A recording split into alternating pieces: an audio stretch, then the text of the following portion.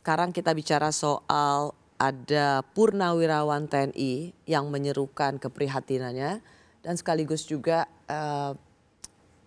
kritik yang sungguh tajam. Saya ingin kita dengarkan lagi apa yang menjadi seruan purnawirawan TNI yang diwakili oleh Jenderal Purnawirawan Fahrul Rozi.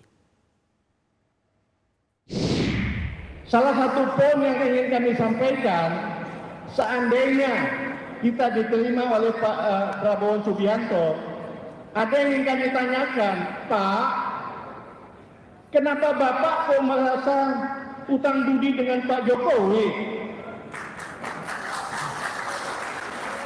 Apa bukan sebaliknya, Pak?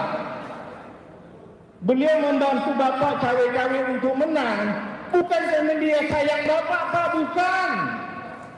Jadi mestinya Bapak nggak utang budi ke beliau, beliau yang utang budi ke Bapak. Sehingga ingin kesampaikan ke tadi, Pak, lain kali nggak usah lah hormat-hormat banget, sedang-sedang aja lah, Pak. Romo Moko, apa yang Romo lihat dari seruan purnawirawan TNI ini? Saya pertama-tama akan melihat sisi positif dulu, terus nanti saya akan melihat menganalisis secara kritisnya. Saya memahami keprihatinan para purnawirawan TNI ini. Yang pertama mungkin kekecewaan terhadap praktek demokrasi sekarang ya. Jadi ada anggapan, saya memikirkan begini, ada anggapan bahwa demokrasi saat ini telah menjadi alat untuk elite dan oligarki, tapi bukan kedaulatan rakyat yang sejati. Ya. Pada konteks ini atau pada poin ini Anda melihat ini sesuatu yang positif? Sesuatu positif. Lalu juga positif juga mungkin mereka ingin mengatasi masalah komersialisasi politik ya. Nanti ini kalau ada kaitannya dengan kembali ke UUD asli ya. Yaitu ingin supaya apa ya, menghindari seakan-akan sekarang itu biaya politik sekarang itu tinggi. Dan politik uang itu marak. Dan pragmatisme dengan transaksional itu loh. Itu saya akan menangkap kalau ini dikaitkan memang asumsi saya benar. Ya.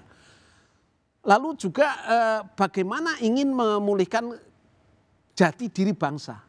Dan saya kira sebagai TNI, mereka ingin ada legacy sungguh-sungguh pada Pak Prabowo. Mengapa dikatakan, mengapa Pak Prabowo Anda merasa berutang budi kepada Pak Jokowi, sedangkan Pak Jokowi tidak merasa utang budi kepada Anda. Ini kan sebetulnya mereka ingin menggarisbawahi apa yang saya sebutkan tadi, mengenai legacy itu. Ya. Ya. Ingin melihat Pak Prabowo otonom gitu ya. Kalau kita lihat isi apa yang menjadi seruan para purnawirawan itu adalah satu, kembali ke Undang-Undang Dasar 45 asli. Ya. Mendukung program kerja Kabinet Merah Putih yang dikenal dengan Asta Cita, ya. Kecuali untuk kelanjutan pembangunan IKN, lalu menghentikan PSN PIK 2 dan lain sebagainya karena berdampak lingkungan, menghentikan tenaga kerja asing Cina, secara jelas disebut sini yang masuk ke wilayah NKRI. Tetapi saya mau masuk juga ke poin nomor 8, yaitu mengusulkan pergantian wakil presiden kepada MPR karena keputusan MK terhadap pasal 169 huruf Q Undang-Undang Pemilu telah melanggar hukum acara MK dan Undang-Undang Kekuasaan Kehakiman. Sesuatu yang baik tadi menurut Romo, karena memang tentang demokrasi yang begitu mahal, oligarki.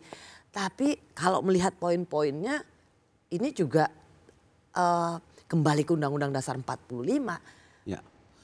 Itu sesuatu yang rasanya kok khas purnawirawan TNI. Ya, itulah yang saya agak sedikit menganalisisnya, agak sedikit kritis. Dalam arti apa?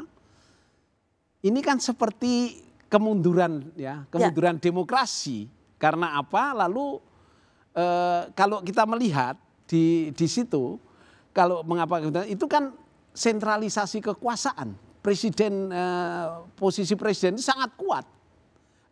Check and balance-nya lemah di situ. Lalu juga tidak jelas masa jabatan presiden. Kalau di amandemen kan jelas. 2 kali, tidak boleh lebih. Ya, itu saya kira baik secara demokrasi. Lalu juga bahwa DPR tidak bisa begitu saja melengsarkan presiden. Ya, DPR harus dan juga harus ini kaitannya dengan untuk melengsarkan wakil presiden itu kan maaf ya ini sekali lagi kan delegitimasi terhadap pemilu. Meskipun keputusan MK itu kontroversial ya. Mengapa kontroversial? Mungkin dari sisi hukum jalan. Tapi dari sisi etika tidak jalan. Apa yang disebut dalam kehakiman dalam peradilan itu ada yang namanya judicial disqualification. Judicial disqualification itu kalau saya hakim menangani suatu perkara sedang saya ada relasi keluarga atau sahabat atau relasi apapun, sebaiknya saya mengundurkan diri tidak ikut menghakimi.